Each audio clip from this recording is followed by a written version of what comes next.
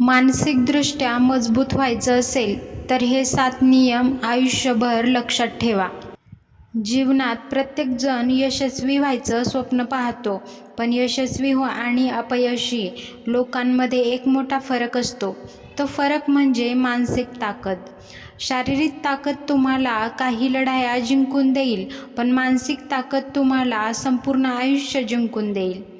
आजच्या या व्हिडिओमध्ये आपण असे काही नियम पाहणार आहोत जे तुम्हाला मानसिकदृष्ट्या मजबूत बनवतील, म्हणून व्हिडिओ शेवटपर्यंत नक्की पहा.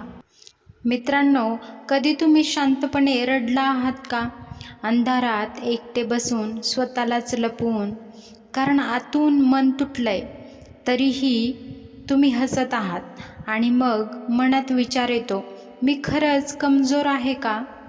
पण खरं सांगू का, तुम्ही मुळीच कमजोर नाही. कारण मनाला नाही तर स्वतःला सिद्ध करण्यासाठी लढता लढता तुम्ही थकलेले आहात. जीवन रोज आपल्याला थोडं थोडं करून तोडत असतं.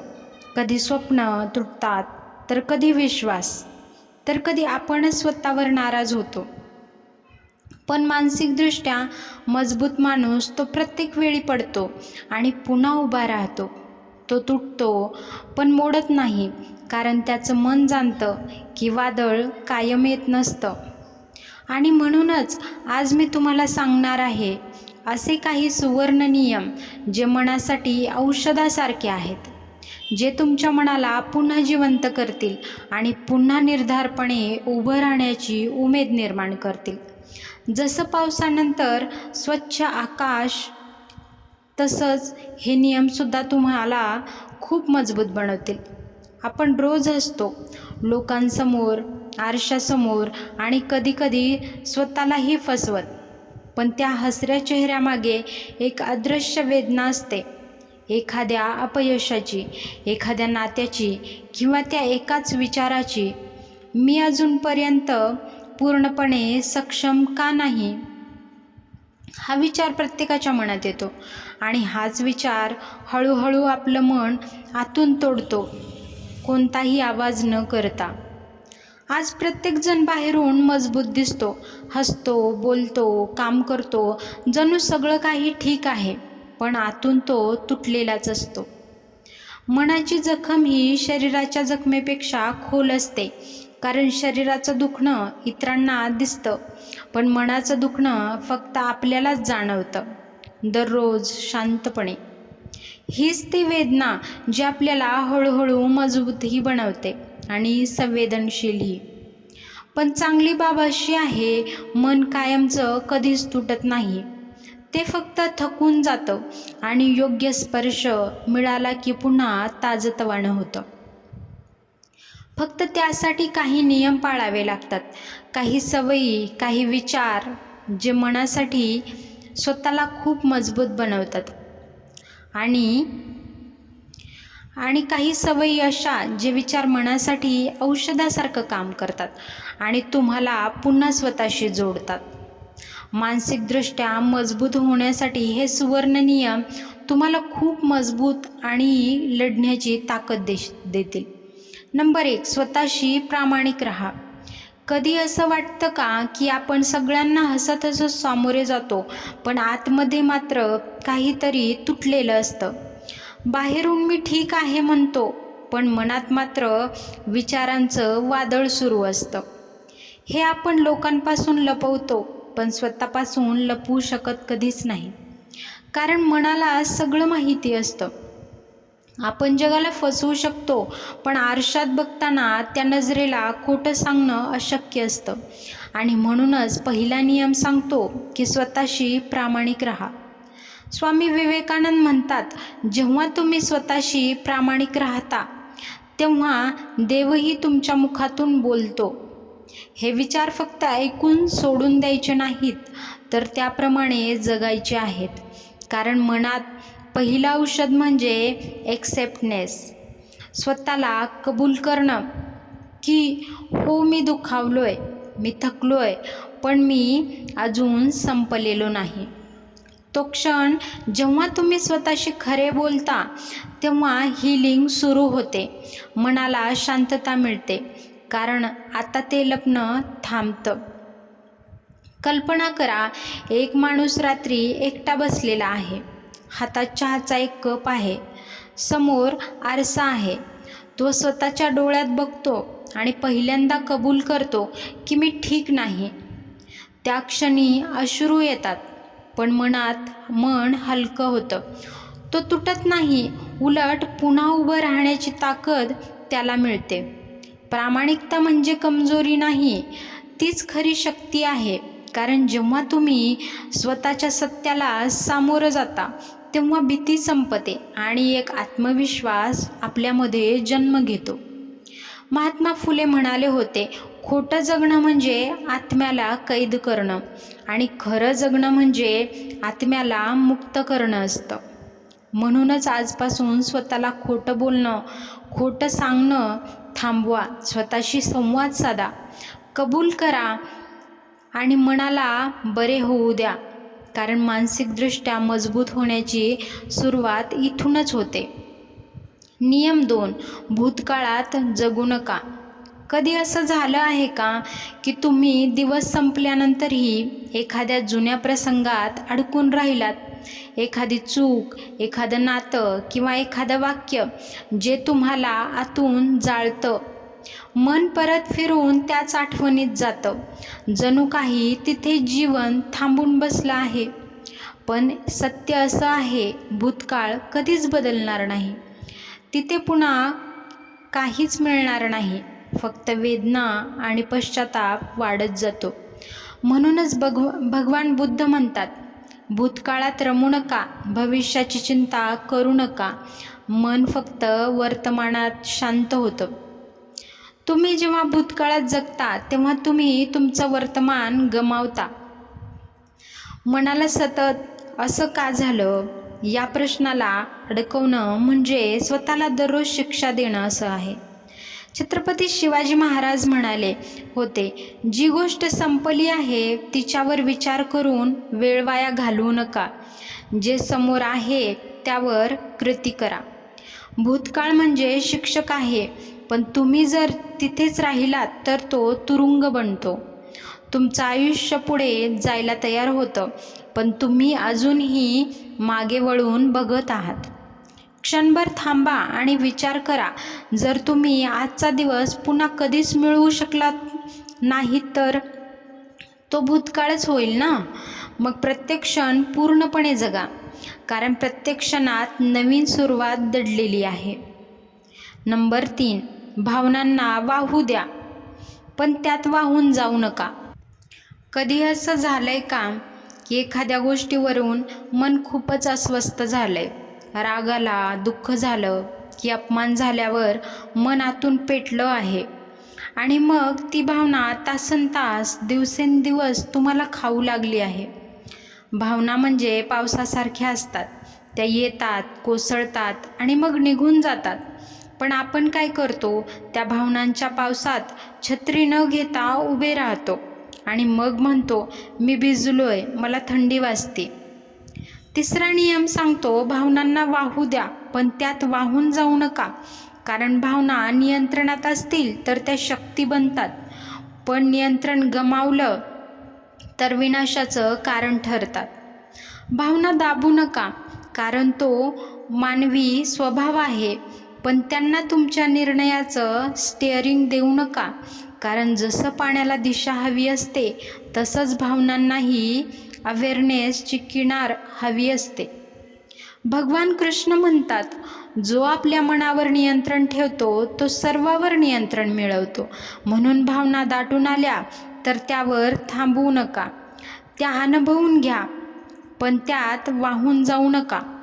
कारण भावना वाहून गेल्या की मन स्वच्छ होतं, पण त्यात बुडालात तर श्वास घेणं कठीण होतं.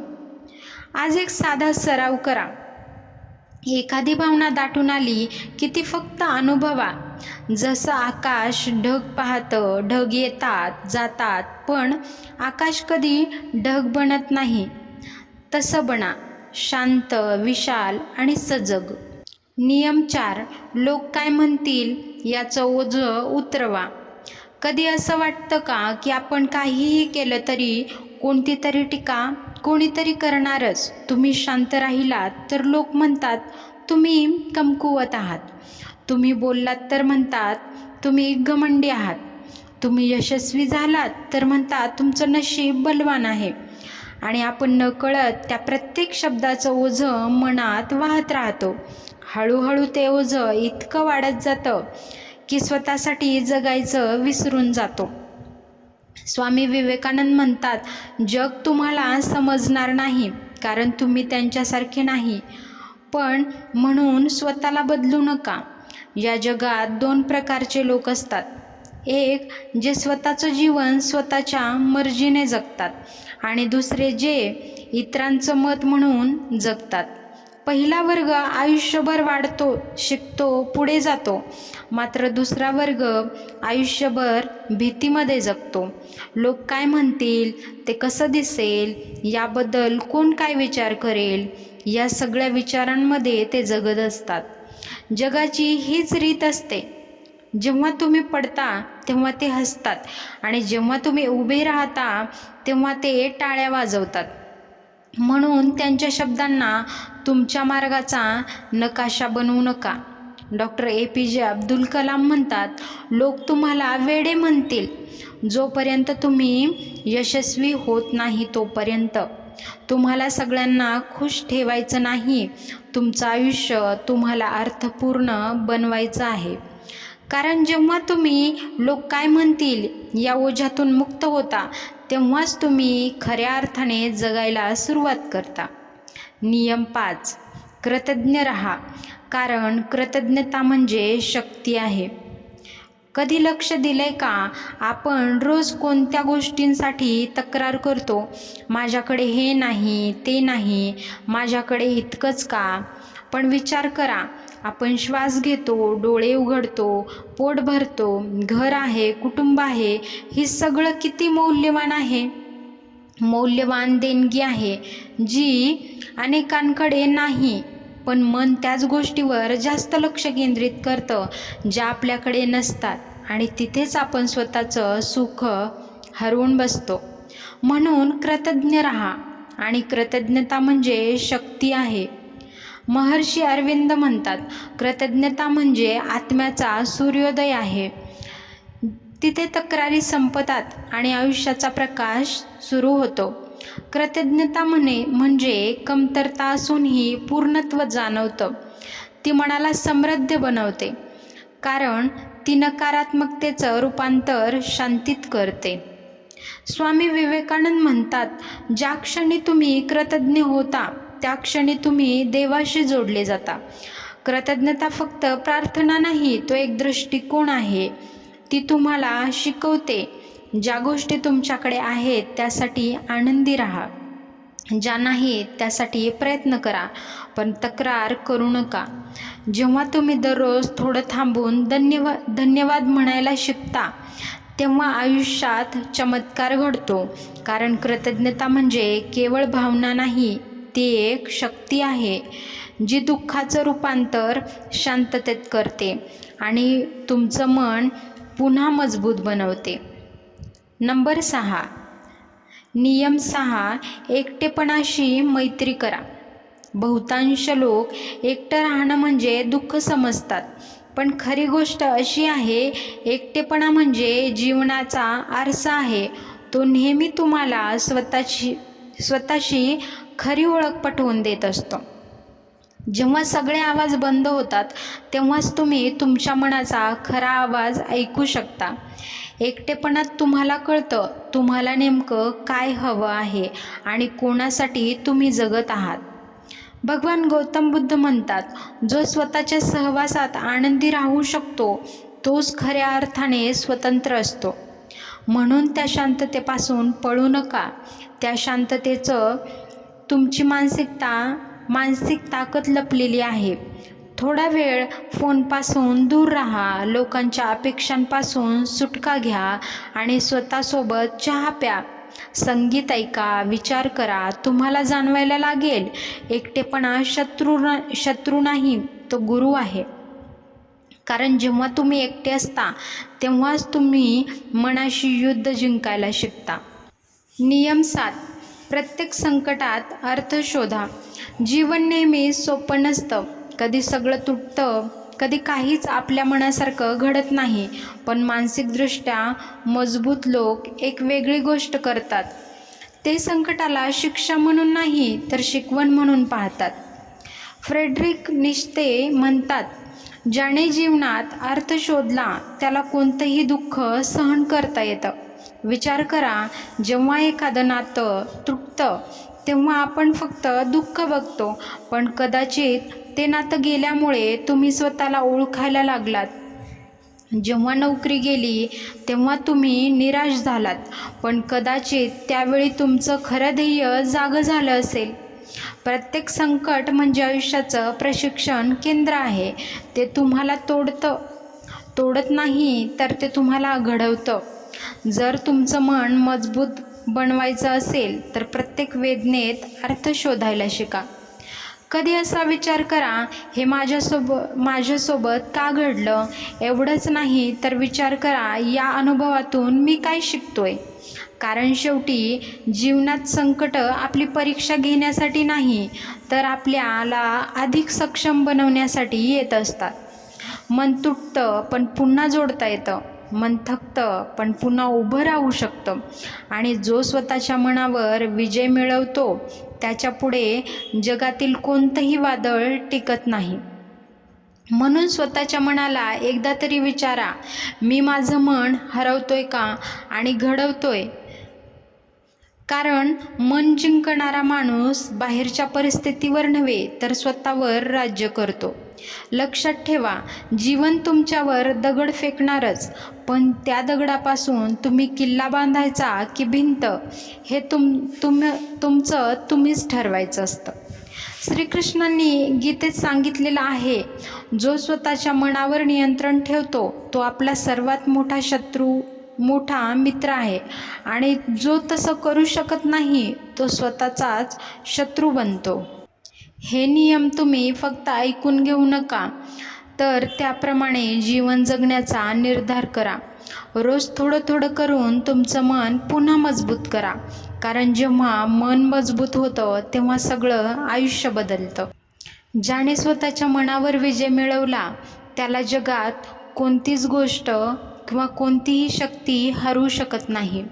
मानसिकदृष्ट्या मजबूत लोक स्वतःला जन्मता मजबूत ते नसतात, पण स्वतःला ते मजबूत बनवतात. ते त्यांच्या सवयीमुळे मजबूत बनतात. आजपासून या सवयी तुम्ही परत ऐका आणि त्या मनाला जोपासण्याचा प्रयत्न करा. कारण जेव्हा कोणीच तुमच्यावर विश्वास ठेवत नाही तेव्हा तुमचा स्वतःचा विश्वास तुम्हाला पुढे घेऊन जातो. तुमच्याकडे सगळ्या उत्तरांची गरज नाही, पण पुढचं पाऊल टाकण्याइतका विश्वास हवा. लक्षात ठेवा, तुमचं भविष्य इतरांच्या मताने नाही तर तुमच्या विश्वासाने ठरतं. वादळ आलं की कमकुवत झाड तुटतं, मजबूत झाड टिकून राहतं. आयुष्यात संकटे येणारच, पण घाबरण्याऐवजी शांत राहायला शिका. कारण घाबरलेलं मन समस्या वाढवतं आणि शांत मन उपाय शोधतं. सर्वांना खुश ठेवणं शक्य नाही, पण तुम्ही कितीही चांगले असाल तरी कोणीतरी तुमची टीका करणारच. म्हणून लोकांच्या अपेक्षानुसार नाही तर तुमच्या मूल्यानुसार जगा. तुमचं आयुष्य हे इतरांच्या मतांसाठी वाया घालवू नका. तुम्हाला हा व्हिडिओ कसा वाटला नक्की सांगा, आणि आवडला असेल तर चॅनलला सबस्क्राईब करा. असेच नवनवीन व्हिडिओज पाहण्यासाठी भेटूयात पुढच्या व्हिडिओमध्ये. पूर्ण व्हिडिओ पाहिल्याबद्दल धन्यवाद.